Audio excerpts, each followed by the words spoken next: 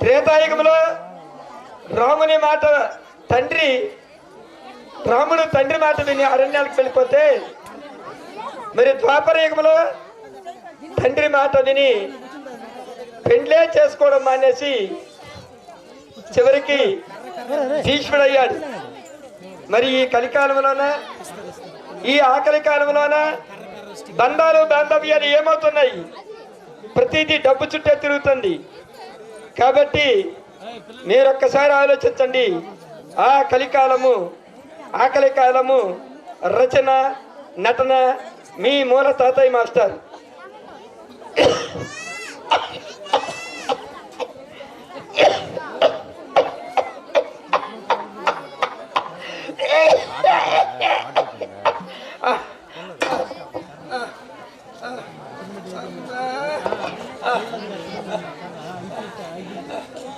ఈ దగ్గు తగ్గదు, ఈ జ్వరము తగ్గదు, ప్రాణం పైన బాగున్ను. ఎలాగా ఓపిక తెచ్చుకొని ఈలోనికి వెళ్తే ఏ తల్లైనా 2 మెతుకులైనా ఎమ్ముతాను.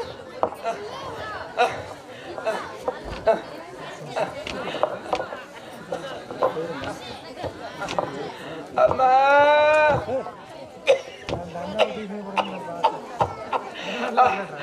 ధర్మ తల్లి 2 మెతుకులైవమ్మా. సరిసొన్న వస్తానువా ఓళ్ళయ్యమ్మా.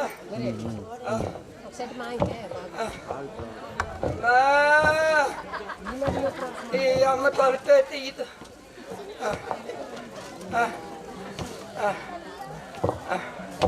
అమ్మా ఏటమ్మా ఈ ముష్ట వ్యాపారం అయిపోయింది అంటున్నారా? ఈ ముస్లాడు ముష్టి వ్యాపారం చేయడం లేదమ్మా. ఒకప్పుడు నాకు 5 ఎకరాల పొలము, గొడ్డు గోద ఉన్నోనేనమ్మా. నా కొడుకులకి చదివించడానికని, ఉద్యోగాల కోసమని ఇల్లు పళ్ళు తగిలిపెట్టేసినాను. ఇప్పుడు వాళ్ళ పిల్లలతో వెళ్ళిపోయినారు. ఏటమ్మా ఏటంతా నువ్వు ఈ సోది అంతా ఎందుకు వెళ్ళిపోమంటానమ్మా?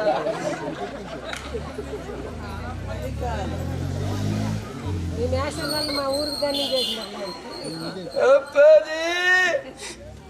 నీకంతా దృష్టిమంత్రాలువే, నీకు ఈ బాధలేవి లేవు కదా, నాకన్నా ముందు వెళ్ళిపోలేవు కదా. నన్ను చేసి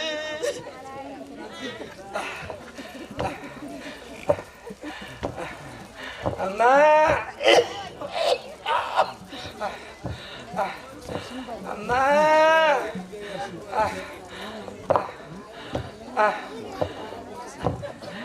ఇది మా పెద్దోడి ఇల్లు.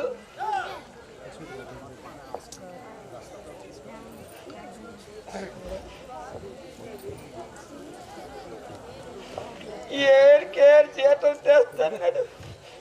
తండ్రి ఆకలితో ఉన్నాడైతే 2 మెతుకులు అయ్యా వెళ్తాను. అమ్మా ఏటమ్మా నడిచడమంటానువా? నేను ముష్టి వండుకోనమ్మా. నీ మొగుడు కనతండ్రినమ్మా. నీ కొడుకులు పెద్ద పెద్ద ఉద్యోగాలు చేస్తున్నారు. ఊరి మీద పడానికి కూడా నీకు సిగ్గు లేదా అంటే పౌరుషం చంపుకొని నీ ఇంటికి వచ్చినాను. ఏటమ్మా ఏటంతా నువ్వు అంత పౌరుషం ఉన్నాడు, అందులో పడి సభ లేకపోయినా వస్తావా? అవునమ్మా. ఆ పొద్దు నీ ఎంత కొద్దరు నేను బతుకుతుంటే నీ టీవీ సరదాలు చూసుకున్నారు కానీ పట్టించుకోలేదు. మీ అమ్మ కిందట మానేస్తావా అన్నందుకు రోగిస్తుందని కూడా చూడకుండా ఇంటిని కట్టాను.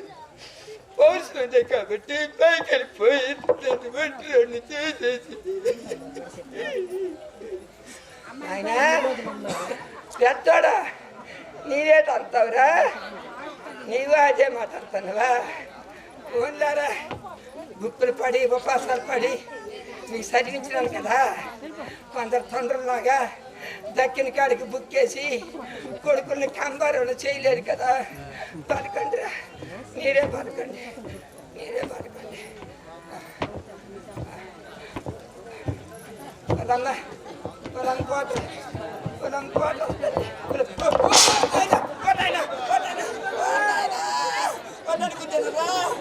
కోటతో కూర్చోరా నాయన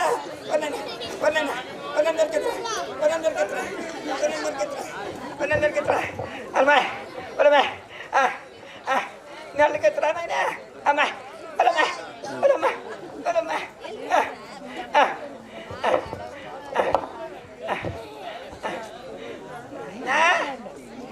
ఎవరు ఆనంద్ నీ కోట కింద పడిపోన్నా నా కొడుకు కోట కింద పడిపోన్నా ఒరయ్యా మీ అన్నగారు ఇంటికెళ్తే మీ అన్న గొప్ప మర్యాద చేసినాడు రా ఈ అందులో పడి సావలేకునివా అన్నాడు రా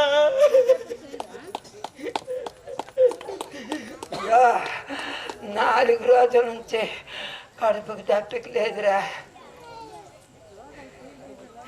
నాకు ఆకలి అంటే పెళ్ళ పక్కన చూస్తే ఆ పొద్దున ఇంటికి వస్తానంటే ఇద్దరం పుచ్చోగొత్తరము మాకెక్కడవుతుంది అన్నావు ఈ పొద్దు తండ్రి ఆకలితో ఉన్నాడంటే పెళ్ళ మొక్క చూస్తాడు నాయన వెళ్ళిపోతాను రైట్రా నాయన ఆనంద్ నాయన ఆనంద్ నాయన ఆనంద్ ఆనంద్ ఆనంద్ ఆనంద్ ఆనంద్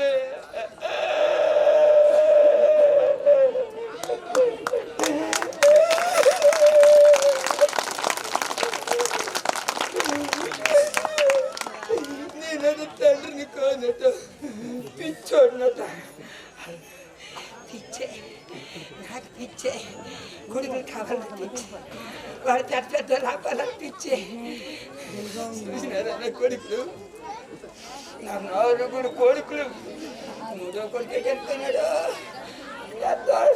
చేస్తాడు చూసిందిలేమో ఆడిపాడు పెట్టేట్టుకు వెళ్ళిపోయిందో ఏదో వెళ్ళిపోయింది అయ్యా వెళ్ళిపోయింది అయ్యా నా కొడుకు కోట కింద పడిపోయింది ఎంత కావాలి తిరిగిపోయింది అంటే రాలేదు చూసినారు నైనా ఈ తండ్రికి ఏ మందో మాకు ఇచ్చిస్తే రుణం తీరిపోద్దని చెప్పేసి ఇలాగుండమని చెప్పినారు అయినా ఎవరి తప్పు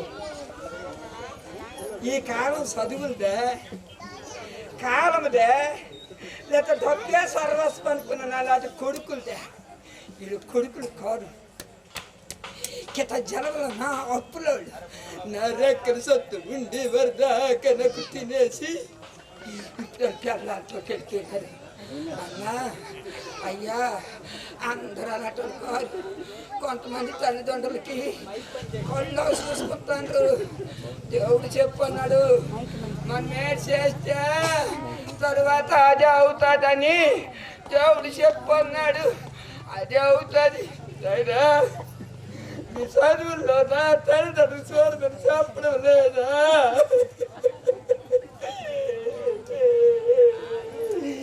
ఈ పొద్దు ఒక్కడ కుదురుంటుంటే నాకు చూసింది కావల్లా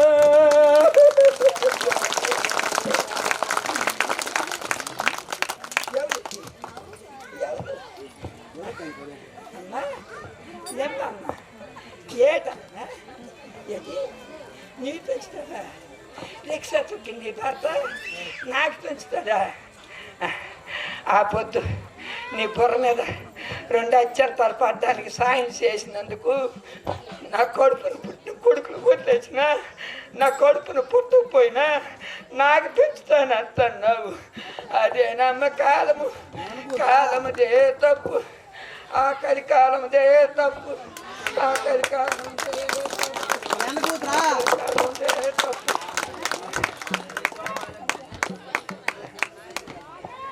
అద్భుతం మహాద్భుతం ఎలా ఉంది స్కిట్ ఇప్పుడు మూలతల్లి గారిని సన్మానించవలసిందిగా దీంతోనే టైం అయిపోయింది నటులు మనం మొట్టమొదటిసారిగా ఈ ప్రదర్శన చూసాం ఇప్పుడు ముందు కూడా చూడబోతున్నాం మనం ఏ కార్యక్రమైనా మనకి తాతయ్య మేషారు ఇక్కడ మన దగ్గర ఉంటారు తప్పదు ఈయన రాష్ట్రంలో చాలా చోట్ల మంచి ప్రదర్శనలు ఇచ్చారు. ఈయన మంచి రచయిత. ఈయన రచించినటువంటి ఒక నాటకాన్ని ఢిల్లీలో ప్రదర్శించి దేశంలో ఉత్తమమైన ప్రదర్శనగా అది బహుమతి కూడా పొందడం జరిగింది.